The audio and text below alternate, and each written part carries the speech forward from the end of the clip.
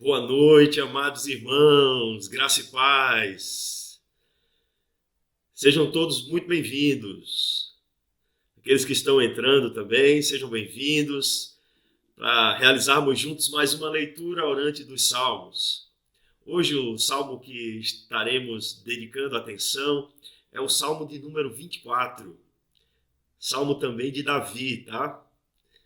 Eu convido você, meu irmão, minha irmã, a tomar junto comigo a sua Bíblia. Tome aí a sua Bíblia. Se você puder, né? Isso é uma questão muito pessoal, mas se tiver condição de fazer, vá para um local mais silencioso, que evite um pouco as distrações, né, do dia e tente criar aí um momento de intimidade com Deus através da leitura do Salmo. Então eu peço a você, meu irmão, minha irmã, que está aí nesse momento, junto comigo aí para realizar essa leitura, que você busque aí se acomodar. A gente vai fazer duas leituras, a gente poderia até fazer três leituras, mas vamos fazer apenas duas leituras desse salmo que tem apenas 10 versos. E a gente vai fazer aqueles intervalos, tá? Então, já que a gente vai fazer duas, eu vou tentar aproveitar melhor esses intervalos para que a gente possa se deliciar com o texto sagrado, para que a gente possa, dentro de nós, ruminarmos esse texto, pensarmos, refletirmos naquilo que Deus está falando ao nosso coração através dessa leitura. Então apertem aí, meus irmãos, os cintos. Vamos juntos nessa viagem. Salmo de número 24. Salmo de número 24. Temos o seguinte: Salmo de Davi. Mismor de Davi, tá? Ao Senhor pertence a terra e tudo o que nela se contém, o mundo e os que nele habitam. Fundou-a ele sobre os mares e sobre as correntes a estabeleceu. Quem subirá ao monte do Senhor? Quem há de permanecer no seu santo lugar? O que é limpo de mãos e puro de coração, que não entrega a sua alma à falsidade, nem jura dolosamente. Este obterá do Senhor a bênção e a justiça do Deus da sua salvação. Tal é a geração dos que o buscam, dos que buscam a face do Deus de Jacó. Levantai, ó portas, as vossas cabeças. Levantai-vos, ó portais eternos, para que entre o Rei da Glória. Quem é o Rei da Glória? O Senhor, forte e poderoso. O Senhor, poderoso nas batalhas. Levantai, ó portas, as vossas cabeças. Levantai-vos, ó portais eternos, para que entre o Rei da Glória. Quem é esse Rei da Glória? O Senhor dos Exércitos. Ele é o Rei da Glória.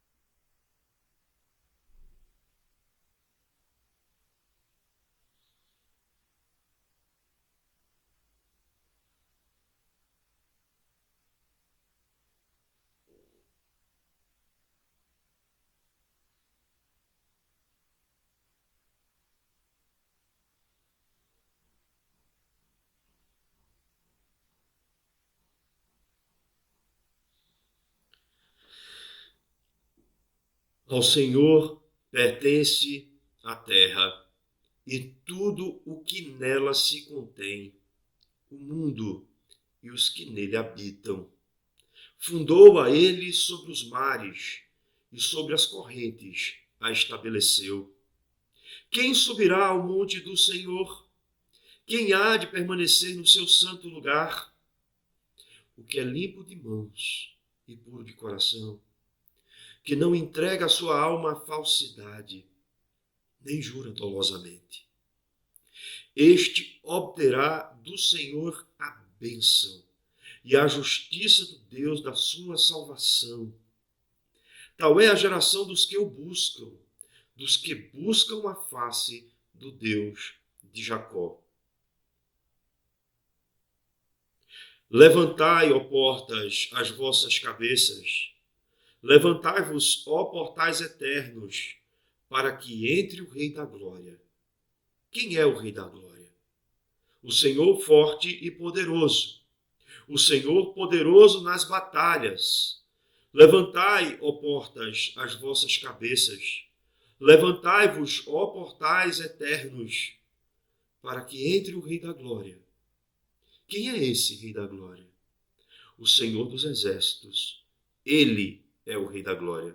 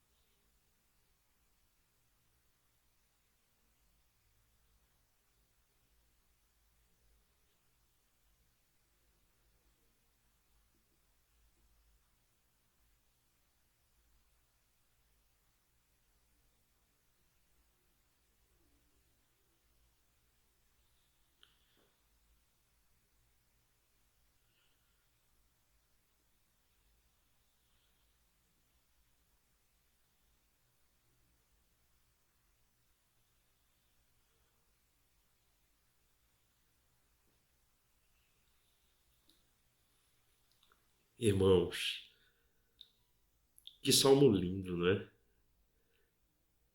É um salmo que é um mismor, ou seja, ele geralmente era acompanhado originalmente de uma melodia, cantado. A crítica da forma vai dizer que esse salmo era uma liturgia de entrada, ou seja, ele seguia os passos de uma liturgia, de um momento no culto que era prestado ao Senhor. Tá? Qual é as orientações que a gente tem históricas desse salmo? A gente pode relacionar esse salmo de Davi, né, que é o autor, ao momento em que a Arca da Aliança é reintroduzida no templo. Isso pode assim estar relacionado com outros salmos, né, exemplo do Salmo 68, dessa reintrodução da Arca da Aliança que está lá em 1 Samuel e no livro de no primeiro livro das Crônicas e no primeiro livro de Samuel. Tá? Então, quando essa Arca da Aliança foi reintroduzida por Davi lá no templo. No caso, no tabernáculo, porque ainda não foi construído o templo naquele momento. E o tabernáculo foi colocado ali naquela era de Araúna, se não me falha a memória, que era um local elevado ali na cidade de Davi. E essa liturgia, como traz a crítica da forma, ela era uma liturgia de entrada. Então, uma liturgia de entrada no templo, que pode ter sido resultante dessa entrada da arca, uma liturgia que foi preparada para a entrada da arca, para ela ser introduzida ali naquele lugar. E há outros que dizem que não, que esse salmo foi escrito por Davi, mas Davi já pensava no templo que iria ser construído. Enfim, né, meus irmãos, a gente não vai saber qual é a resposta para essa orientação histórica. Mas há algo aqui de interessante na estrutura do Salmo. É que ele, de início, assim, você vai ver que ele traz uma celebração, a celebração da criação. Aí está nos versos 1 e 2. Então, é como se o Salmo começasse com o livro do Gênesis, né? O primeiro livro na Bíblia, né? Na Bíblia hebraica, na Torá, que é Bereshit, que significa no princípio. e que a gente, por conta da Septuaginta, né, da tradução grega do Antigo Testamento, chama de Gênesis, ou o livro da criação de Deus. E ele apresenta aqui Deus como Deus criador, mas a gente depois vai entrar nos detalhes. Vamos ver agora a estrutura desse salmo. E logo em seguida a gente tem perguntas e respostas. Perguntas e respostas. E aí já entra um momento litúrgico. Essas perguntas muito provavelmente eram feitas pelos levitas e elas tinham antífonas em que o sacerdote respondia a essas perguntas que eram feitas pelo levita. Então, a cada momento a gente vai perceber perguntas litúrgicas e respostas. E essas perguntas e essas respostas vão vão criando aqui uma evolução no salmo. É como se as pessoas, ou no caso aqui os levitas, fossem aos poucos trazendo os lugares do tabernáculo, né? O pátio, o lugar santo, e até ao fim, né? Assim, quando o sacerdote traz a consideração na qual ele pede para que o Rei da Glória, que não é apenas o Rei Davi aqui, não, tá? E nem poderia ser. Aqui é o Deus da criação, que é falado aqui no primeiro momento, que ele possa entrar nesse lugar, que ele possa entrar no tabernáculo, pelo menos é o que eu penso, ele possa entrar, entre Senhor, entre Rei da Glória. E aí a gente tem a conotação daquilo que acontecia ali no Santo dos Santos, em que na Arca da Aliança, no tampo que era o propiciatório, naquele lugar que existiam 2 querubins se tocando, representando o exército celestial de Deus, Deus se revelava ali naquele lugar ao sumo sacerdote, meus irmãos, uma vez por ano. Então a gente tem um passo a passo aqui dessa introdução, né, no tabernáculo, que pode ser também similarmente vista no templo, uma vez que o templo foi feito com padrões parecidos com o do tabernáculo, sendo que era fixo e o tabernáculo era móvel. Então, feita essa introdução, né, a gente vai tratar agora dos pontos desse salmo. Vamos juntos. Olha aqui os primeiros versos desse salmo. Ao Senhor pertence a terra e tudo o que nela se contém, o mundo e os que nele habitam. Fundou quem? A terra. Ele, quem? O Senhor, sobre os mares e sobre as correntes a estabeleceu. Queridos, estamos tratando aqui de Deus como o Criador de todas as coisas, né? O Deus de toda a criação. E quem cria é dono. Não é? Quem cria possui. E esse é o fato. Deus possui a criação. Deus criou, mas ele também a mantém. A criação permanece sob sua tutela, sob sua propriedade. É Deus que é dono de toda a criação. Eu sei que hoje em dia, meus irmãos, o ateísmo, né, tem crescido e as pessoas têm contestado a realidade de Deus, tentando aí criar argumentos para dizer que Deus não é, né, que Deus ele não existe, assim. E aí, meus irmãos, a gente precisa pensar um pouco também como eles pensam. Usar a lógica que eles usam muitas vezes, para poder desconstruir o argumento próprio que é deles. Vamos lá, né? Desde a Grécia Antiga, amados irmãos, até aí, se a gente pode ver aí até o final ali, até o século passado, vamos colocar assim, até o século passado, quando a gente teve ali o idealismo alemão, né? Não se acreditava num universo com origem. Não se acreditava. Se pensava que o universo estava ali desde sempre. Até que no século passado a ciência foi avançando, né? As formas de se analisar os fenômenos dos corpos celestes, né? dos astros, do cosmos, eles passaram a observar que o universo tinha uma expansão. E a partir dessa observação, leis foram criadas. E foi desenvolvida uma ideia de que o universo teve sim uma origem. Teve sim uma origem. E não vamos entrar no mérito se essa origem foi como os cientistas dizem ou não, mas o fato é que a ciência passou a reconhecer que existia uma origem no universo e que só foi a partir dessa origem que a matéria foi criada. Só foi a partir dessa origem que o espaço e tempo surgiram. E só foi a partir dessa origem que as leis, que são chamadas de leis naturais, né, as leis físicas, termodinâmicas, etc., passaram também a existir. Ou seja, meus irmãos, se a gente acredita pela ciência que o universo tem uma origem, não há nada mais justo do que a gente tentar descobrir que origem é essa. Não é?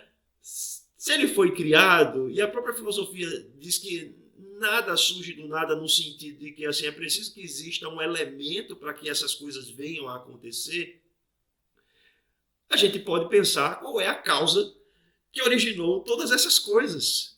Ou quem é a causa, como nós cremos, que existe um Deus. E um Deus que ele está além da matéria, que é um Deus espiritual. Porque ele não poderia estar debaixo da mesma condição, nesse sentido, sabe, da criação, para a gente entender. Que é um Deus que ele é não espacial, que ele é atemporal e que ele não está sujeito às leis naturais. Então, entendam, meus irmãos, assim, que crer em um Deus criador não é algo que desabona a nossa intelectualidade. Não é algo que nos torna emburrecidos, idiotas, como pensam os ateus. Na verdade, a gente tem como demonstrar a razão de nossa fé. Embora em muitos momentos aquilo que a gente defende é suprarracional, mas não é irracional. A gente está além do que a razão humana possa conseguir conceber, estudar, analisar, esmiuçar. Mas, ao mesmo tempo, a gente pode chegar a alguns pressupostos, como também a ciência chega. Então, assim, é desonesto da parte de um ateu dizer que quem crê em um Deus criador de todas as coisas é alguém que é intelectualmente desfavorecido, tá? Não é verdade isso. Não caiam nessa armadilha. Vocês jovens que estão aí assistindo, né? Não entrem nessa armadilha, nessa pegadinha do ateísmo, tá? Mantenham firme a sua postura, porque temos sim razão, temos argumentos para tratar a respeito de nossa fé, sim. Existiu até um cientista agnóstico, viu, meus irmãos? Não era ateísta, não cria em Deus, mas um cientista chamado Robert Jastrow. E o Robert Jastrow, ele disse o seguinte, que a ciência, ao longo dos séculos, né, desde a filosofia, desde a antiguidade clássica, né, até o século passado, algum momento do século passado, a ciência subiu o monte da ignorância. E quando a ciência subiu o monte da ignorância, lá no topo, o que a ciência encontrou? Teólogos. Teólogos. Por quê? Ele foi fazer uma análise do livro do Gênesis, meus irmãos. E ele encontrou a ideia da criação a partir de um ponto. A criação a partir de um ponto. Que é aquele texto inicial do Gênesis. No princípio criou Deus. Né? Bereshit bara Elohim. Essa palavra criou dá a ideia de que existe um start. Existe um início, meus irmãos. Existe um início. Em todas essas coisas que nós vemos e podemos observar, e que podemos estudar e analisar, etc. Através da ciência. Então, o que eu quero trazer aqui, meus irmãos? É que na liturgia de Israel, né, quando eles tratavam a respeito de Deus como sendo o Deus criador, o Deus que a ele pertencem todas as coisas, porque foi ele quem as fez, isso daqui nos traz clareza a respeito de que cremos nesse Deus e que esse Deus é um Deus que se revela a nós, tanto pela natureza, como também, de maneira especial, pela sua palavra. E nessa revelação pela palavra de Deus, nós sabemos que Deus entrou nesse mundo. E a gente depois vai entrar em mais detalhes com a encarnação de Jesus Cristo. Né? Deus passou a estar entre nós. É o nome de Jesus, Emanuel. Né? O Criador se fez criatura, se fez homem, se fez semelhante à criatura, vamos colocar, se fez homem em Jesus Cristo. Né? Mas agora, a partir do verso 3, a gente vai ter aqui aquelas perguntas e respostas litúrgicas, né, que a gente chama de antífona. Né? E a pergunta é, quem subirá ao monte do Senhor, ou seja, ao lugar onde está a tenda da revelação? Quem há de permanecer no seu santo lugar? Ou seja, quem vai trabalhar ali naquele lugar, né? No lugar santo. E a resposta trazida no verso 4 é o que é limpo de mão e puro de coração. Limpo de mão e puro de coração. Essa sentença, essa frase aqui no Salmo, traz a ideia de expressão interior e exterior. De mãos é uma expressão exterior. Por quê? Porque assim, no ritual ali existia a pia para que eles pudessem fazer as purificações, se lavassem as mãos, lavassem os pés, para poder entrar no lugar santo. Tá? E puro de coração fala de que essa realidade exterior ela tem que estar em sintonia com a realidade interior. Ela não pode estar só na aparência, meus irmãos. Ela não pode ser feita apenas para inglês ver. Ela não pode ser feita apenas para que outras pessoas percebam a nossa religiosidade. Ela precisa ser feita com inteireza, com integridade, meus irmãos. Nós nos aproximamos de Deus, a gente sabe que não é pelos nossos próprios méritos, e a gente vai ver isso aqui também no Salmo. Porém, uma vez que já somos parte já fazemos parte desse relacionamento com Deus, precisamos viver de forma íntegra. O salmista, ele diz aqui uma coisa que é interessante, ainda no verso 4, que não entrega a alma à falsidade. Aqui, o que ele quer dizer? Que não se volta à idolatria, à mentira, ao engano dos ídolos. É nesse sentido aqui, tá? E que nem jura dolosamente, ou seja, e que o comportamento não é um comportamento que não leva a sério a realidade de Deus. Porque os juramentos naquela época eram feitos também com as mãos, tá? Eles estendiam as mãos diante, às vezes, para o templo ou para o tabernáculo e faziam ali um juramento. E juravam pelo templo, juravam nesse sentido. Então, assim, não se pode tratar as questões de Deus de maneira irreverente. Irmãos, vamos parar para pensar sobre isso. A gente não pode tratar as coisas relativas a Deus de uma maneira irreverente. Não levando em conta quem Deus é, porque Deus não admite ao seu povo que ele adore a nenhum outro Deus, porque não existe outro Deus. Isso é uma prerrogativa de Deus. A adoração é só para ele e mais ninguém. Lembra do Shema? Né? Que só há um Deus. Um Deus. Deus é um. Não se pode adorar outros deuses. Não se pode. E de igual modo, a gente também, crendo nesse Deus que é um, né? Que é exclusivo, não podemos nos relacionar com esse Deus de uma maneira irreverente. Irmãos, infelizmente, né? A gente tem visto formas de se relacionar com Deus que, ao meu ver, são muito desrespeitosas. O que a gente tem visto muitas vezes em cultos, entre aspas, né, que são ditos, que são feitos em nome do Senhor, do Deus verdadeiro, e que são absolutamente irreverentes na maneira como tratam dos atos da liturgia desse culto. São absurdos os exemplos que a gente tem visto. Então a gente deve tomar cuidado. A gente não pode inserir no culto a Deus aquilo que a gente acha que Deus vai gostar. Não é assim que funciona. A gente não pode inserir no culto a Deus aquilo que a gente, pela boa intenção, acredita que vai agradar a Deus. Não é assim que funciona. Deus, ele próprio estabeleceu os elementos do culto. Ele próprio estabeleceu como ele deve ser cultuado. O que a gente precisa fazer em obediência é se submeter àquilo que o próprio Deus estabeleceu. Então a gente não deve, meus irmãos, sob hipótese alguma, criar coisas para colocar no culto, para deixar o culto mais divertido, para deixar o culto mais sensorial, para deixar o culto mais... Não, não é assim. Tudo o que é para ser estabelecido no culto, o próprio Deus já deixou claro em sua palavra. O que a gente precisa fazer é se submeter à palavra de Deus de maneira obediente. Porque o culto não é para nos agradar, o culto é para agradar a Deus. E não adianta, meus irmãos, a gente cultuar só na aparência, só no ritualismo vazio. A gente tem que cultuar em espírito e em verdade, ou seja, com inteireza, como eu já disse aqui, com integridade de coração.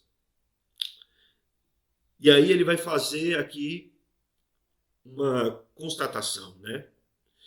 De que aquele que age assim, com integridade de coração, ao se aproximar de Deus, esse obterá do Senhor a bênção e a justiça do Deus da sua salvação.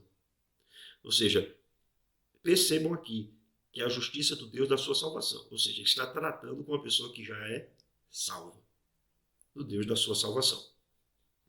Então, aqueles que obedecem a Deus, meus irmãos, são abençoados. Não é? Isso é inegável. Aqueles que buscam viver de acordo com aquilo que o próprio Deus estabelece, eles são abençoados, porque eles andam em sintonia com aquilo que é a vontade de Deus.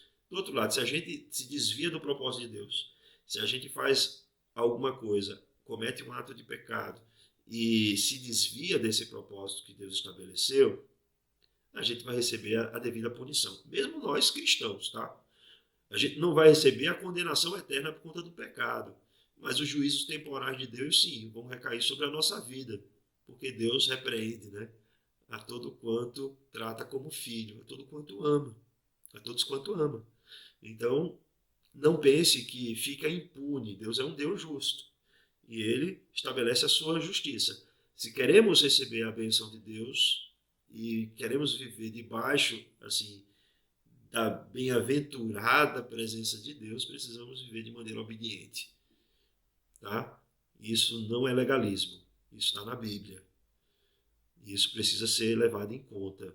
Seguir a paz com todos e a santificação, sem a qual ninguém verá o Senhor. Ok? Mas vamos adiante. Ele diz assim, no verso 6, tal é a geração dos que o buscam, dos que buscam a Deus. A geração é o povo, tá? É nesse sentido. Ou pode ser aqui genealogia também, mas vamos pensar assim, é o povo. Tal é a geração dos que o buscam, dos que buscam a face do Deus de Jacó. Ele está dizendo aqui, como que num resumo, é assim que agem aqueles que buscam a Deus, tratando Deus como Deus Criador, levando a sério a realidade de Deus e que a Ele pertence todas as coisas, se aproximando de Deus com reverência, agindo não apenas com aparência, mas agindo com integridade, levando em conta que Deus ele estabelece a forma como ele deve ser cultuado, e a gente não deve nem cultuar outros deuses, nem tampouco a gente deve fazer juramentos que não jurar a Deus, né? Sem trazer consigo a responsabilidade sobre aquilo que nós estamos fazendo. O bom é nem jurar, nem fazer votos, mas a gente tem que levar isso em consideração. E que Deus é um Deus que abençoa, mas ele também é um Deus justo, tá?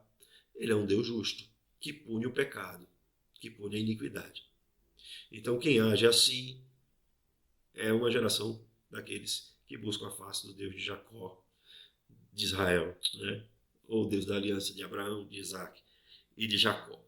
Depois, né, ainda nesse verso aí, a gente tem um selá. O selá, meus irmãos, alguns acreditam que seja um interlúdio ou uma pausa. É uma pausa. Então, no momento da liturgia, há uma pausa. E aí é cantado um cântico que diz assim, depois dessa pausa: levantai, ó portas, as vossas cabeças. Levantai-vos, ó portais eternos, para que o Rei da Glória entre.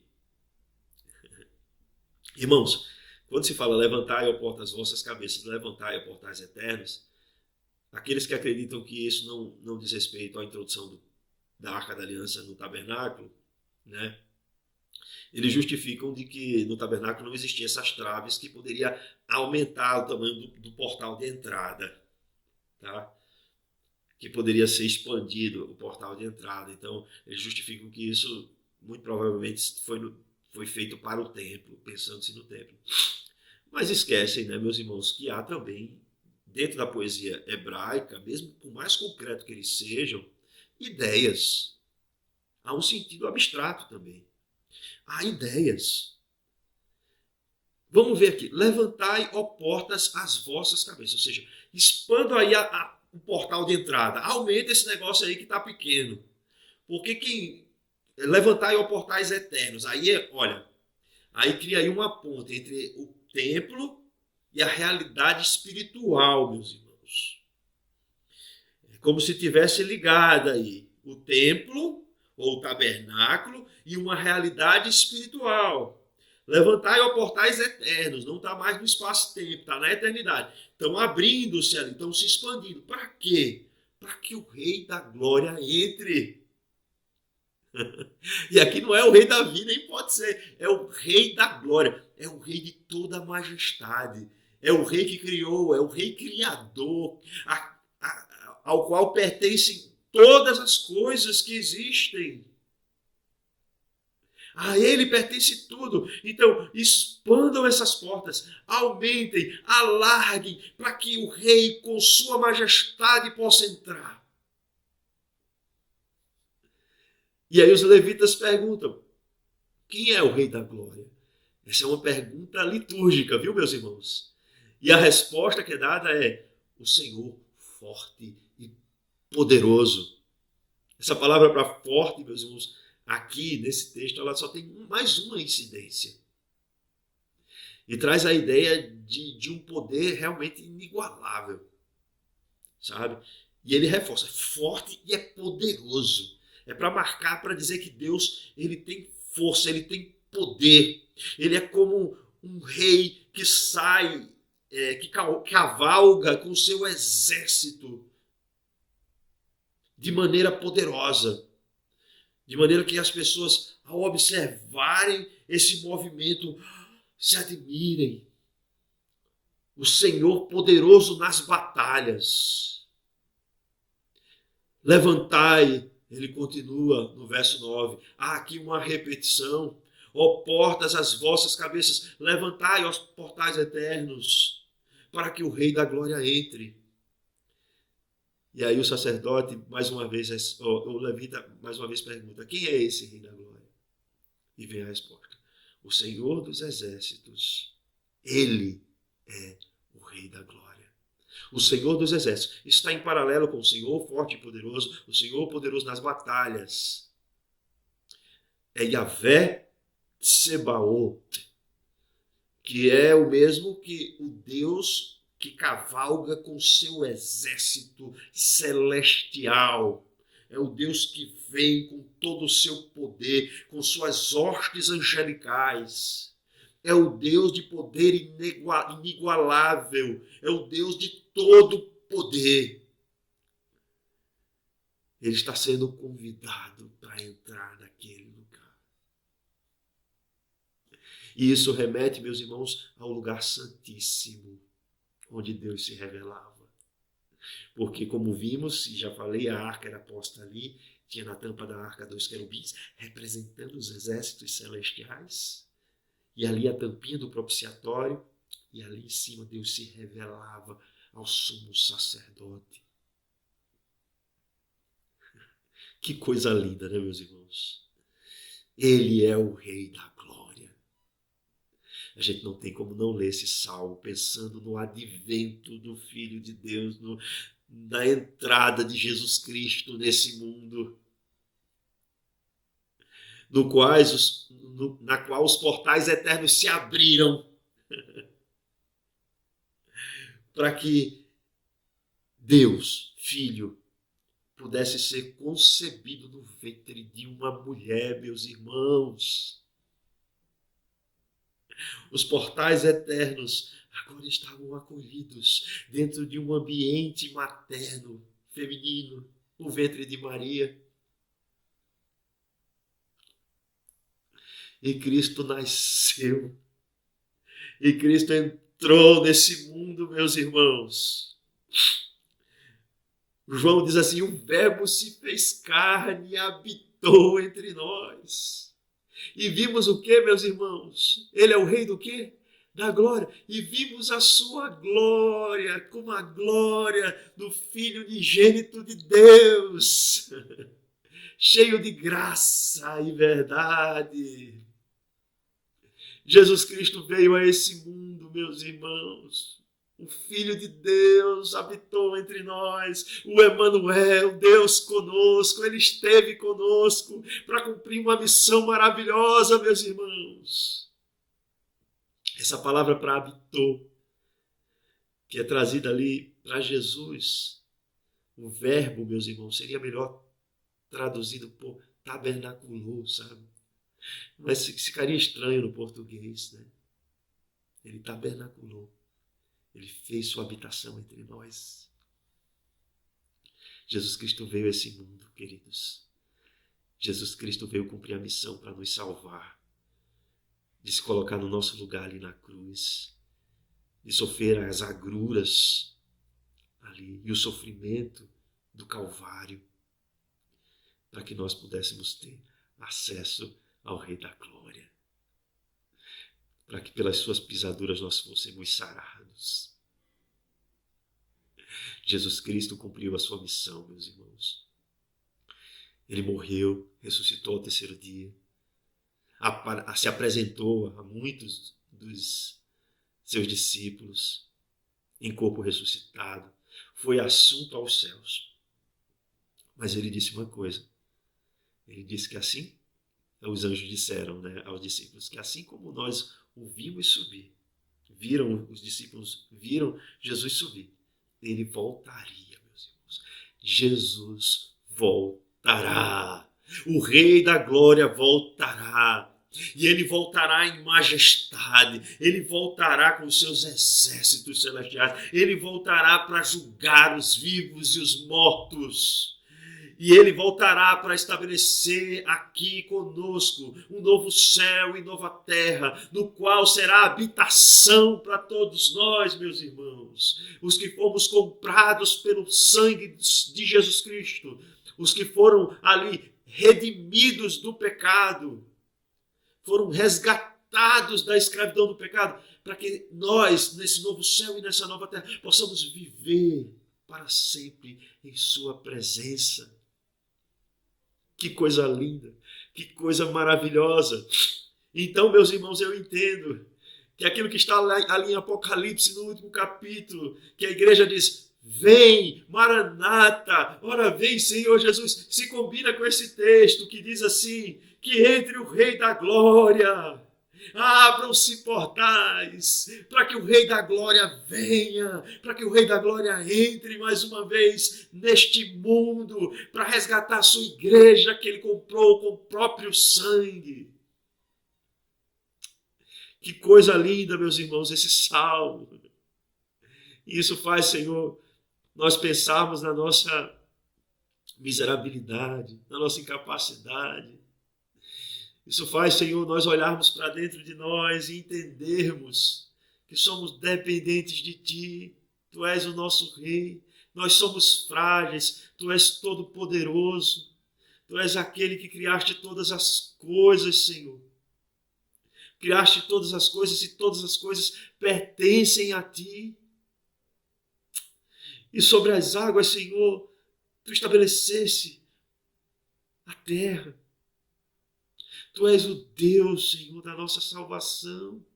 Não poderíamos nos aproximar de Ti se o Teu Filho Jesus Cristo não abrisse, através do Seu próprio corpo, como diz o escritor aos Hebreus, um novo e vivo caminho, através do sacrifício que Ele operou na cruz, se colocando em nosso lugar.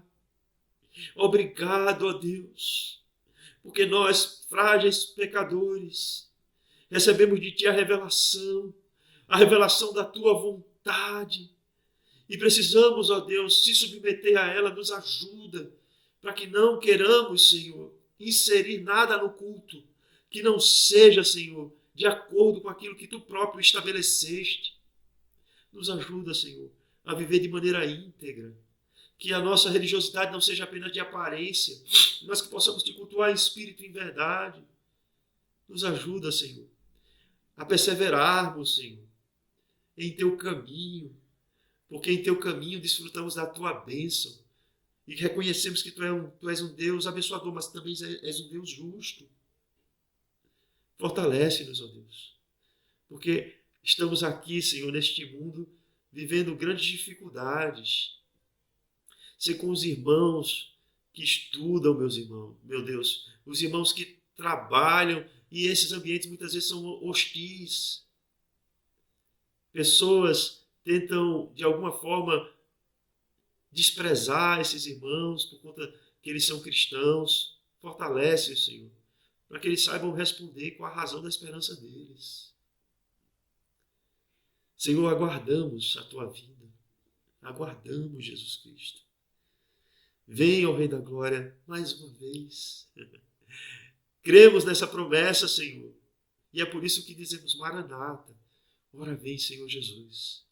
Essa é a nossa oração aqui, em o teu nome, Jesus Cristo. Tu que vives e reina para todo sempre. Amém e amém. Até a próxima, meus irmãos. Que Deus abençoe. Tchauzinho para vocês.